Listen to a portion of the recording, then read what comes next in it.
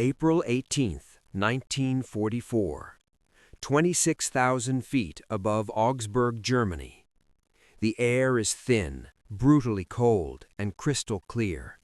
Below, the Bavarian countryside stretches like a patchwork quilt. High above, a formation of American B-17 flying fortresses grinds eastward, 4 engines droning in tight combat boxes. Staff Sergeant William H. Turner grips his .50 caliber machine gun, eyes scanning the horizon through frost-fogged goggles. Flak bursts blossom below, but it's the fighters that haunt him. Messerschmitts, Focke-Wulfs, fast, deadly, predictable. Then something tears past. It doesn't climb or spiral, it slices straight across the formation, a blur of silver, leaving shock and disbelief in its wake. "What the hell was that?" someone shouts over the intercom. Turner doesn't answer, his mind is still catching up. Moments later, it returns, head on. The Messerschmitt Me 262 Schwalbe barrels toward the bombers, 4 30mm cannons roaring. One D-17 vanishes in fire, another loses a wing. The jet is gone before anyone can react. For the men in the bombers, this isn't just an enemy aircraft, it is the future, arriving early and lethal. At Lechfeld Air Base, Hauptmann Walter Nowotny climbs into his Me 262. Twin turbojets scream to life. The sleek, swept-wing aircraft surges forward, leaving the Earth behind. Nothing propeller-driven can touch it. Dogfighting becomes irrelevant. Speed alone dictates survival. But Germany is losing the war. Fuel is scarce, production slow. Hitler's insistence on redesigning the jet as a bomber delays deployment. Many Me 262s are destroyed on the ground before they fly. Still, Allied engineers study every sortie. Jet propulsion is real, it is here, and the age of the propeller is ending. September 8, 1944, London, England. A quiet evening, no sirens, just the hum of ordinary life. Then the world explodes. A missile tears through the sky. There is no warning, no aircraft, just instant devastation as homes collapse, craters gape open, and civilians are killed before they even hear the blast. This is the V-2 rocket, the world's first ballistic missile.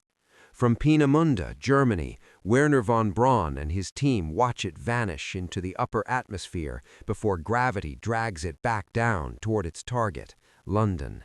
Impact first, sound second.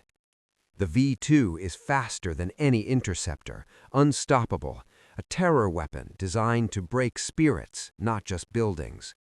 For the engineers, it is history in motion. Precision, gyroscopes, analog computers, all technologies decades ahead of their time. Each launch is expensive, complex, dangerous, militarily inefficient, yet psychologically devastating. By 1945, rockets rain on London and Antwerp. Allied intelligence knows it will not stop at this war. The technology, captured and studied, will become the backbone of space exploration and intercontinental missiles. The future begins at the edge of the atmosphere. February 19, 1945, Küstrin, Eastern Germany. Night presses down like a physical weight. Snow crunches under boots.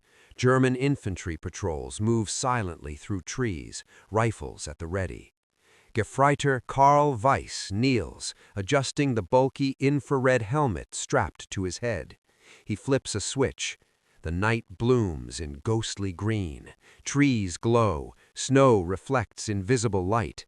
Ahead, Soviet soldiers move, unaware they have already been seen. The Vampire night vision device, active infrared sight, turns darkness into battlefield advantage. Paired with an STG-44, it allows German soldiers to aim and fire in total darkness for the first time in history. Shadows no longer provide cover. Night is no longer safe. Though cumbersome, the innovation demonstrates that technology can redefine conditions once thought absolute. The Allies take note, experiment in jungles and forests, and the evolution of night combat begins here. August 12, 1943, Mediterranean Sea off Salerno, Italy. The British cruiser HMS Uganda cruises in calm waters. Sailors relax until a German Dornier bomber releases a strange new weapon, a gliding, radio-controlled bomb. It maneuvers mid-flight, guided by a joystick in the bomber. Seconds later, the blast cripples the ship. This is the Henschel HS-293 and its cousin, the Fritz X, remote-controlled munitions capable of precise strikes. Guided bombs change naval warfare forever. Elsewhere, the Goliath-tracked mine crawls under wire control toward bunkers and tanks. Early drones, remote strikes. The battlefield is beginning to extend beyond the human hand. These innovations are fragile, experimental, many fail, but they hint at a future where distance replaces exposure and machines fight alongside or instead of men. May 2, 1945, Berlin, Germany. The city is rubble, smoke hangs low, Red Army soldiers move cautiously. Beneath ruins lie ticking machines, half-finished devices, scattered blueprints. The war is over. The future is not. Allied forces seize jets, rockets, infrared equipment, and remote-controlled weapons. Engineers, some former enemies, are absorbed into programs in the US and USSR. The seeds of the Cold War are sown in bunkers, laboratories, and crates of captured technology. Within years, jets fly faster than sound, rockets reach orbit, night vision goggles shrink to helmets, guided weapons evolve into precision missiles. The human hand moves further from the trigger. World War II did not win with these technologies. They were too fragile, too scarce, too advanced for the era. But they changed everything. The war ends in 1945. Propellers fall silent. Cities rebuild. Soldiers return home. Yet the battlefield has already evolved, forever faster, farther reaching, and more remote. The weapons of World War II were not just tools of destruction. They were prototypes of the modern age, glimpses of a future where wars are fought with speed, precision, and machines that think faster than humans can react.